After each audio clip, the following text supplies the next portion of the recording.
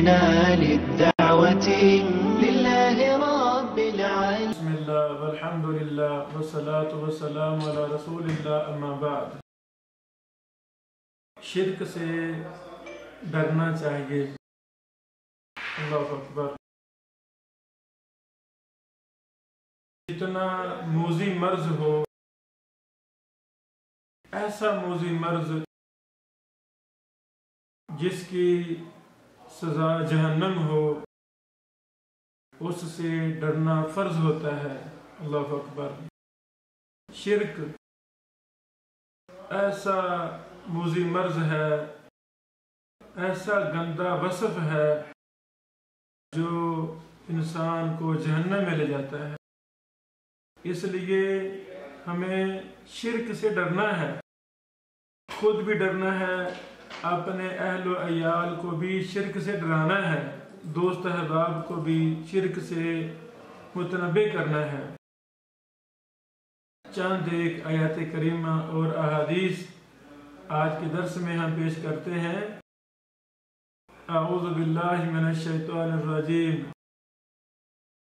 ان اللہ لا یغفر ان یشرک بہ ویغفر ما دون ذلک لمن یشاء.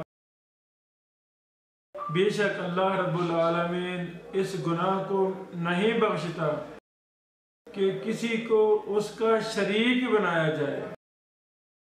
شرک جیسے موذی گناہ کو اللہ تعالیٰ معاف نہیں فرماتا. اللہ اکبر. اور اس کے سوا جس گناہ کو چاہے معاف کر. شرک ایک واحد ایسا جرم عظیم ہے جسے اللہ تعالیٰ معاف نہیں کریں گے. اللہ اکبر. اب اس بات کا تعارف، اس آیت کریمہ کا معنی مفہوم، اس کو بہت زیادہ عام کرنے کی ضرورت ہے. شاید یہ مسلمانوں کے دل و دماغ میں ڈر پیدا ہو جائے، اگر ہم سے شرک سرزد ہو گیا تو یہ اللہ ہمیں معاف نہیں کریں گے. ہو سکتا ہے اسی ڈر کی وجہ سے ہی کتنے مسلمان شرک سے باز آ جائیں. اللہ اکبر. اسی طرح سیدنا ابراہیم خلیل علیہ السلام نے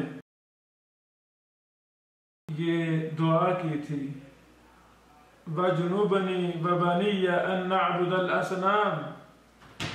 اے اللہ مجھے اور میری اولاد کو بت پرستی سے پناہ دے.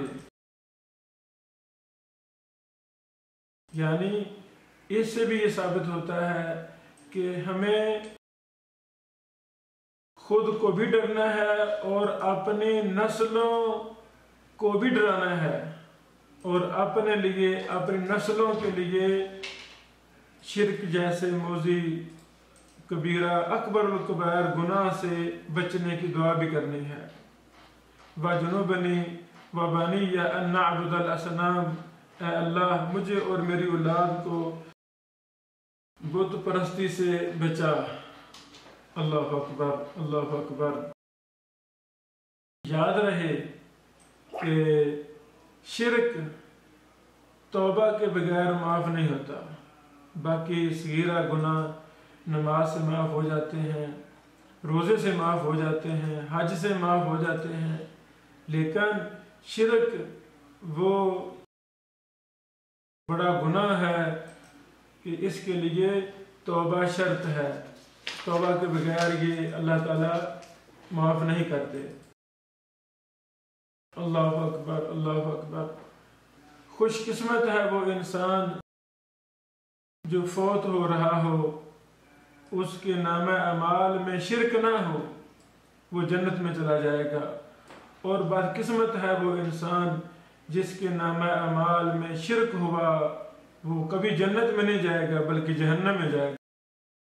صحیح مسلم میں یہ حدیث ہے. سیدنا جابر رضی اللہ تعالیٰ عنہ فرماتے ہیں، رسول اللہ صلی اللہ علیہ وسلم نے فرمایا، من لقی اللہ لا یشرک بہ شیئا. جو شخص اللہ تعالیٰ کو ملے اس حال میں کہ اس نے اللہ کے ساتھ کسی کو شریک نہیں ٹھہرایا، داخل الجنہ، وہ جنت میں داخل ہو جائے گا۔ فَمَنْ لَقِيَهُ يُشْرِكُ بِاللَّهِ شَيْئًا دَخَلَ النَّارِ، جو شخص اللہ تعالیٰ کو اس حالت میں ملتا ہے کہ وہ شریک ٹھہراتا ہے اللہ کی ذات کے ساتھ اوروں کو بھی، وہ جہنم میں داخل ہو جائے گا۔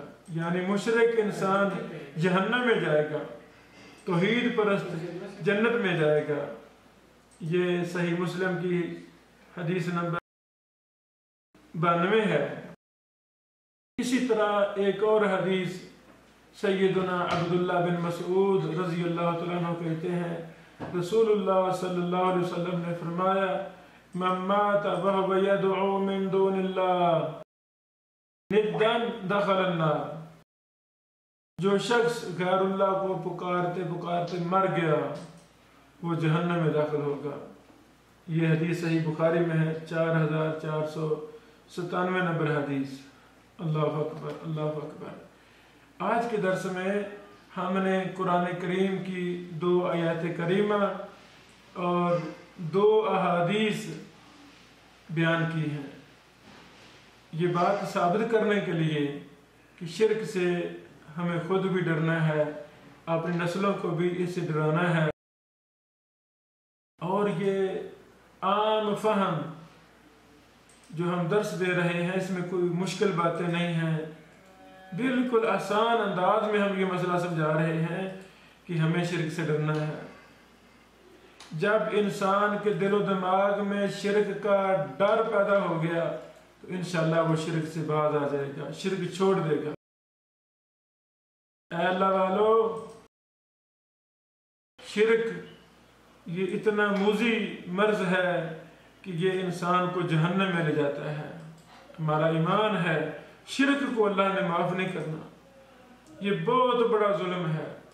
ہمیں اپنی نسلوں کو، اپنے آپ کو، اپنے شاگردوں کو، اپنے حلقہ احباب کو، مثلا میری فیکٹری ہے، اس میں کتنی دنیا کام کرتی ہے، میرا کاروبار ہے، وہاں کتنے پبلک عوام عام مسلمان کام کرتے ہیں، میں ہفتہ میں ایک درس کا اہتمام کر سکتا ہوں، کسی بڑے شیخ کو بلا سکتا ہوں، کسی مولانا صاحب کو، توحید پرست کو بلا سکتا ہوں، جو ہمیں ہمارے کام کرنے والے احباب کو شرک سے ڈرا سکتا ہے۔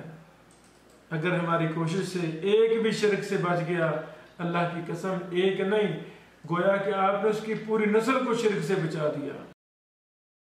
اللہ سے دعا ہے اللہ رب العالمین ہمیں شرک جیسی لعنت سے بچنے کی توفیق عطا فرمائے، اور لوگوں کو اس کا ڈر ہم پیدا کریں، اس کی مذمت بیان کریں، پیار محبت کے ساتھ، دلائل و براہین کے ساتھ۔